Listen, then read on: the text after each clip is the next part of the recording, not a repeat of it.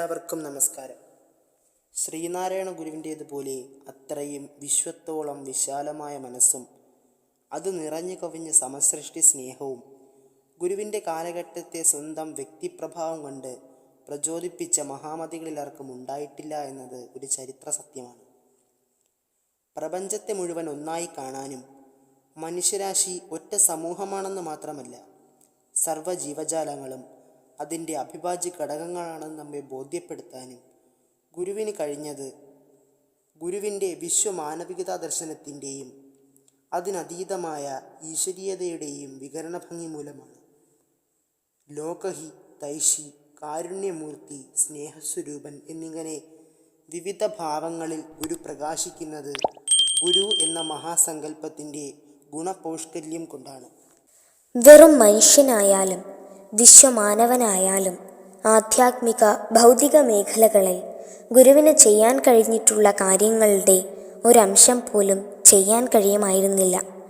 ഗുരുവിൽ ഈശ്വരഭാവത്തിൻ്റെ അഭാവം ഉണ്ടായിരുന്നെങ്കിൽ എന്ന കാര്യം നിസ്തർക്കമാണ്. ഗുരുവിലെ വിശ്വമാനവൻ വളർന്ന് ബ്രഹ്മരൂപം ധരിച്ച് ഭൂമിയെ അധിവസിക്കുന്ന കാഴ്ചയാണ് നാം കാണുന്നത്. ഗുരു 3 കണ്ണില്ലാത്ത ശിവനും 4 കൈകളില്ലാത്ത വിഷ്ണുവും 4 മുഖങ്ങളില്ലാത്ത ബ്രഹ്മാവുമാണ് എന്നല്ല, ഗുരു സാക്ഷാൽ പരബ്രഹ്മം തന്നെയാണ് എന്ന കുളാർണവ വചനം ഓർക്കുക.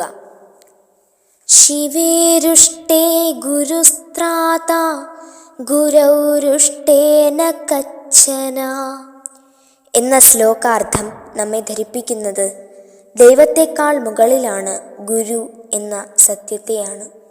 ശിവൻ കോപിച്ചാൽ ഗുരു രക്ഷിക്കും, പക്ഷേ ഗുരുകോപത്തിൽ നിന്ന് രക്ഷിക്കാൻ ആരുമില്ല എന്ന് വന്നാൽ ഗുരുവിൻ്റെ സ്ഥാനം വിശ്വമാനവൻ്റേതാണെന്നു കരുതാനാവില്ല. ഉദിച്ചുയരുന്ന സൂര്യൻ അന്ധന്മാർക്ക് ഗോചരമാവാത്തതുപോലെ കൺമുമ്പിലിരിക്കുന്ന പരമാർത്ഥ തത്വമായ ശ്രീഗുരുവിനെ മന്ദഭാഗ്യന്മാർ കാണുന്നില്ല.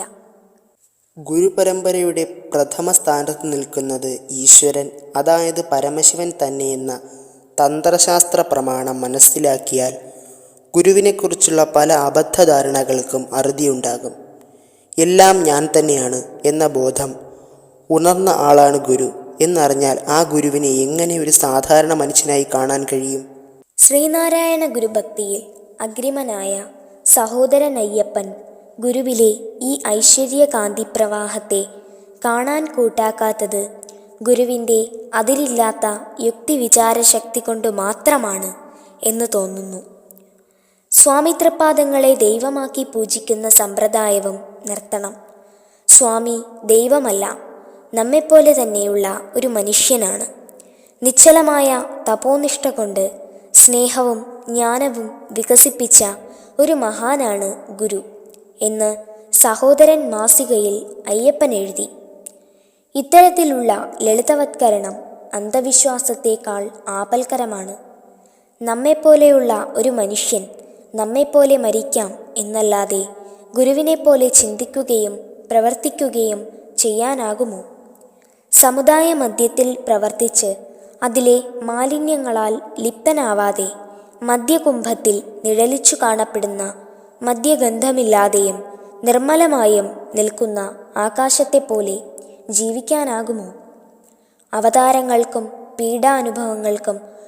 പീഡാനുഭവങ്ങളും മരണവുമുണ്ടെന്ന് വെച്ച് അവർ ചെയ്ത കാര്യങ്ങൾ നമ്മെപ്പോലുള്ള മനുഷ്യർക്ക് ചെയ്യാനൊക്കുമോ? ഗുരുവിൻ്റെ മനുഷ്യാനുഭവജ്ഞാനാതീതമായ അത്ഭുത സിദ്ധികളുടെയും ചിന്താശക്തിയുടെയും പ്രവർത്തനം നേരിൽ കണ്ടറിഞ്ഞിട്ടുള്ള സജ്ജനങ്ങളുടെ അനുഭവ സാക്ഷ്യങ്ങൾ വിശ്വാസയോഗ്യമല്ലെന്നും യുക്തിവാദത്തിനു വെറും വാക്കുകൾ പറയാമെന്നല്ലാതെ തെളിയിക്കാൻ ശാസ്ത്രീയമായ ഒരു ഉപകരണവും നിലവിലില്ല. അത് അയ്യപ്പനും അറിയാമായിരുന്നു. അതുകൊണ്ടാണ് ഗുരു സമാധിയായപ്പോൾ അയ്യപ്പൻ രചിച്ച ചരമഗാനത്തിൽ ജയ നാരായണ ഗുരുസ്വാമിൻ ദേവാ ജയ ഭഗവാനേ ജയ ജഗദ്ഗുരു എന്നും മനോവിജയത്തിൻ തീകവാൽ ദിവ്യമാം ഒളിച്ചിതറുമാ തിരുമുഖമിനി എന്നും എഴുതിയത്. ദേവ, ഭഗവാനെ എന്നുള്ള സംബോധനകൾ മനുഷ്യരെപ്പറ്റി ആരും നടത്താറില്ല എന്നോർത്താൽ അയ്യപ്പൻ്റെ യുക്തിവാദം വെറും ഭംഗിവാക്കായിരുന്നു എന്ന് ഊഹിക്കാം. മനോവിജയത്തിൻ തികവ് സാധാരണ മനുഷ്യർക്കെന്നല്ല, അസാധാരണ മനുഷ്യർക്ക് സാധ്യമാവാറില്ല. ദിവ്യാത്മാക്കൾക്ക് മാത്രം സാധ്യമായ മനോവിജയത്തിൻ്റെ പൂർണ്ണത ശ്രീനാരായണ ഗുരുവിനുണ്ടായിരുന്നെങ്കിൽ ഗുരു ദിവ്യത തികഞ്ഞ അവതാരം തന്നെയായിരുന്നു എന്ന് വ്യക്തം. ഇത്രയും ഗുണസമ്പൂർണനായ ഗുരുവിനെ വെറും മനുഷ്യനായി കാണുന്നത് പാതകമാണ്.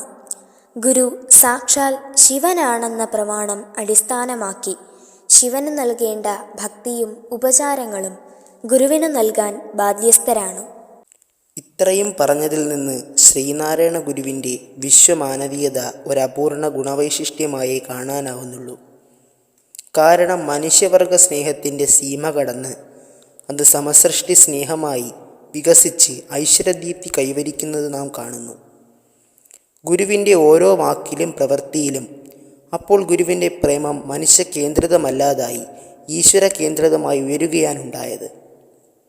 ഈ സത്യം മനസ്സിലാക്കാതെയാണ് വിശ്വമാനവികതയെ അടിസ്ഥാനമാക്കിയുള്ള പഠനങ്ങൾ മുന്നേറുന്നത്. ആ ഗുരുവിനെ മനുഷ്യനായി പിറവിയെടുത്ത അവതാരമൂർത്തിയായി ഗണിച്ച് പൂജിക്കുന്നതിൽ തെറ്റില്ല. ഒരു ജാതി, ഒരു മതം, ഒരു ദൈവം മനുഷ്യന് എന്ന നീതിവാക്യത്തിലൂടെ ഗുരു വെളിപ്പെടുത്തിയ മനുഷ്യതത്വം ഏകതയുടേതാണ്. അദ്വൈതത്തെ ഇത്രയും ലളിതമായി സാങ്കേതികത്വത്തിൻ്റെ നിഴലുപോലും വീഴാതെ അവതരിപ്പിച്ചതാണ് ഗുരുധർമ്മത്തെ എല്ലാ ജാതിമതസ്ഥർക്കും സ്വീകാര്യമാക്കിയത്. മനുഷ്യർക്ക് എല്ലാവർക്കും കൂടി ഒരു ജാതിയേ ഉള്ളൂ, അതാണ് മാനവികത. എല്ലാ മനുഷ്യർക്കും കൂടി ഒരു മതമേയുള്ളൂ, അതാണ് ധർമ്മം. എല്ലാ മനുഷ്യരിലും ഒരുപോലെ പ്രകാശിക്കുന്ന ഐശ്വര്യകാന്തിയുടെ മറ്റൊരു പേരാണ് ധർമ്മം.